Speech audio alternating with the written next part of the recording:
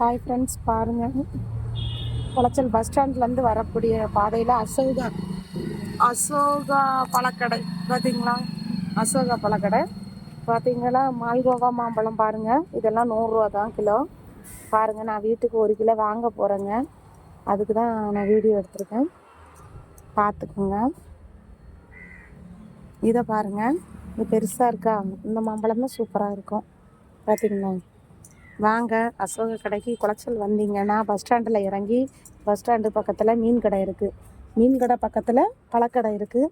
கண்டிப்பாக வந்தீங்கன்னா வாங்க, சரியா? வந்து வாங்கிட்டு போங்க. பார்த்துக்குங்க, நான் 1 கிலோ மாம்பழம் வாங்கிட்டேங்க. பார்த்துக்குங்க. இது ஆரஞ்சு எவ்வளவு? 1 கிலோ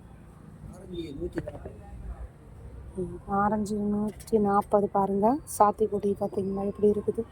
இதுதான் சாத்துக்குடி பார்த்தீங்களா? இதெல்லாம் பேர் தெரியாது, இது பேரைக்காய். பார்த்துக்குங்க, மாம்பழம் இது 140. நெல்லிக்காயை பாருங்கள், கோசாப்பழம், தர்பூசணி இந்த ஏரியாவில் சொல்லுவாங்க. வந்தீங்கன்னா கண்டிப்பாக கடைக்கு வாங்க, வந்து வாங்கிட்டு போங்க, சரியா?